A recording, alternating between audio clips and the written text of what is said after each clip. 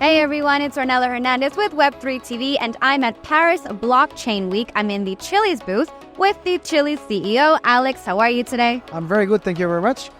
So is this your first time at Paris Blockchain Week? No, we were here last year. Actually, we were here last year as a booth, and we were here as well 3 years ago just as a guest. So how does it differ from past editions? Well, Bitcoin is higher, so the mood is way better than last year.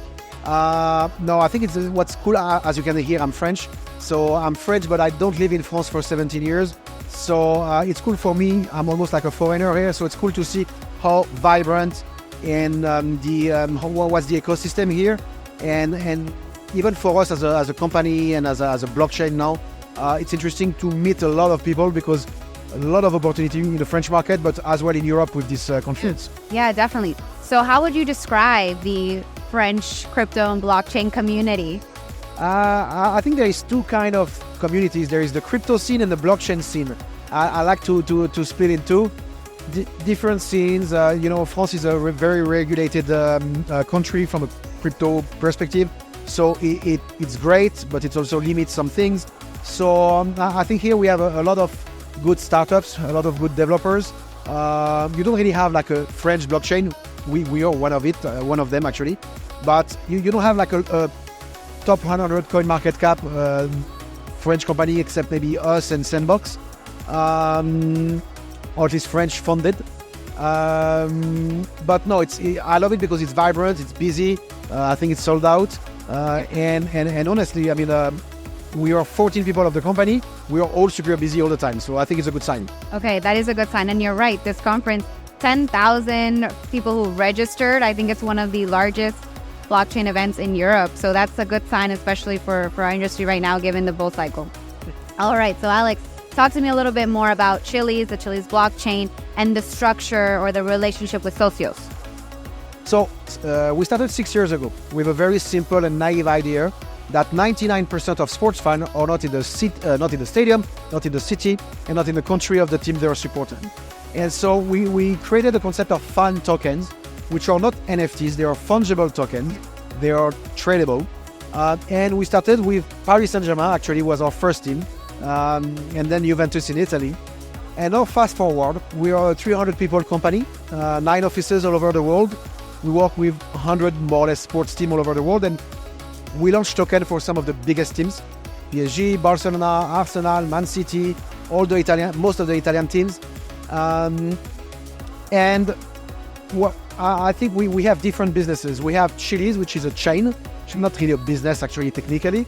We have Socios, which is the consumer-facing app, where we have 2.2 million users who can buy these tokens, who can vote on decision of the club, who can earn the tickets of that they can redeem from the match and events. And last year we gave away 25,000 tickets, which is massive. And then you have the tokens themselves, the fan tokens themselves, which are digital assets, which we are trying to grow outside of the Socios ecosystem. Okay. All right. So a user can, or a fan of a sports team can trade the tokens. And then, like you said, there's some sort of like loyalty or rewards program, right? So talk to me a little bit more about how this program is, what I understand, meant to be a way for them to engage more with their favorite players. So a fan token is more or less a tokenized membership program. Every fan can buy a token, or everyone can buy a token. And when you own a token, you can vote on decision of the club. I'm gonna give you an example. There is, for example, Juventus. The first vote they've done in January 2020 was what music do you want to have in the stadium every time we score in the goal? And this was voted by the fan token holders. And here we are, 4 years later, it's still the same music that was chosen on-chain by the fan token vote. The idea of the fan token, actually, the original name was voice token, was for the fans to have a voice. And we changed it to fan tokens, but these fan tokens are really membership program, tokenized. They're tradable, they're traded on Binance, they're traded on OKX, they're traded on many exchanges. I like to say that they are more traded than NFTs, and people don't realize that, but the fan token market is way bigger from a trading perspective than NFTs. But like any other asset, you have people who trade and you have people who use. People who trade, great. And you have people who use it on the app and can earn their jersey sign. They can choose the design of the jersey next season. There is thousands, hundreds of ideas that can be done. Okay, I love that. So now, since we are in Paris, talk to me about PSG, which has been recently named one of your validators, correct? So what is the relationship like exactly? What kind of perks do fans get, or PSG fans get specifically? So PSG was the first to launch a fan token with us, signed in 2018.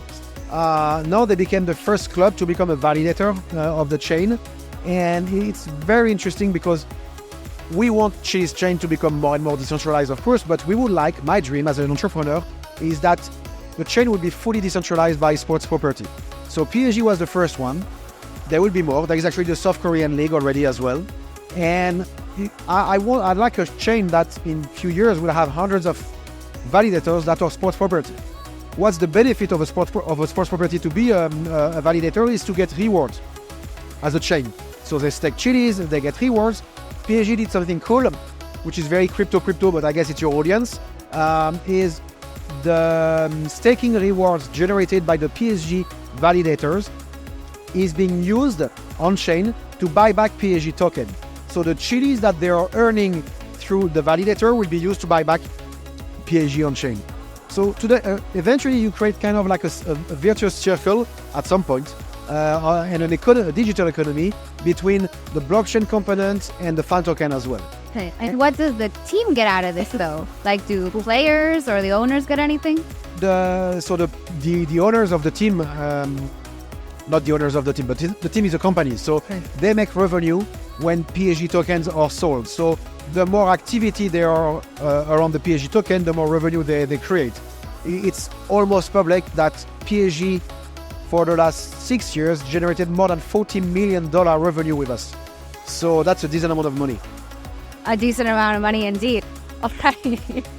Okay, and so let's talk a little bit more generally then about sports teams and the relationship with blockchain, I think, and fandom really. Like I asked before, what does PSG get out of this? But what is the appeal, I think, of crypto getting into, you know, whether it's F1 or like, why are all these partnerships becoming so commonplace now? Is it just a marketing thing, or is there like more value there? There is two angles here. When Bybit spend thousands of millions of dollars to be a Red Bull partner or OKX with McLaren, this is marketing. This is for them to become legit, or at least to bring some marketing narrative and to be promoted. When we work with Paris Saint-Germain, it's not to promote Chiliz or even Socios. It's to create a product called PSG Fan Token and then to sell it and develop. So we are using crypto. Football teams are using crypto/blockchain to develop a product and creating a new revenue stream. While if you just think about sponsoring, it's a traditional revenue stream. Sponsoring is just a new category. So the two are not incompatible. But for us, and for the teams, you have to understand that sports property has more or less 4 revenue streams. Ticketing, which we call match day, sponsoring, TV rights, and merchandising.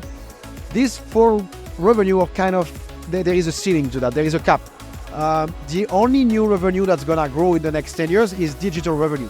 But what can you sell to a fan of Paris Saint-Germain in Korea, or in Israel, or in Brazil, or in Japan? That is not a ticket, that is not a jersey, that is not watching the match, which they don't care.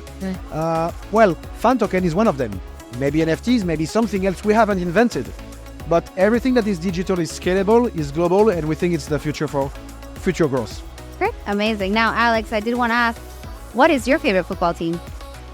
We have 80 partners. I have 80 child that I love as much as... I had to ask, just to try. All right, and since we are at Paris Blockchain Week and you are French, I wanted to ask, what is your favorite thing and your least favorite thing about Paris or France? There is way too many French people in France, especially in Paris. Actually, sorry, there is way too many Parisians in Paris. No, the favorite thing, I've been living outside of France for 17 years.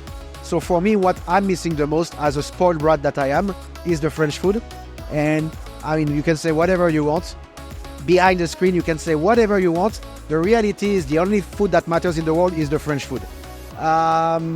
What I don't like in Otherwise, is maybe the rain we just got 2 hours ago, but that's okay.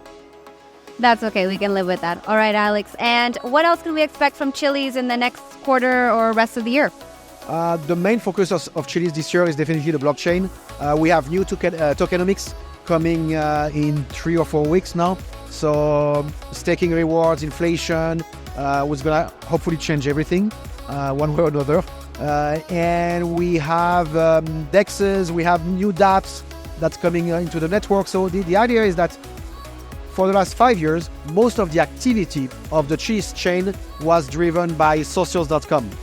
We'd like to reverse that. We would like that in the next 5 years, most of the activity, not only on the chain, but the utility of the fan token is done outside of Socios.com. All right, well, keep me updated. And thanks again for your time today, Alex. Thank you very much.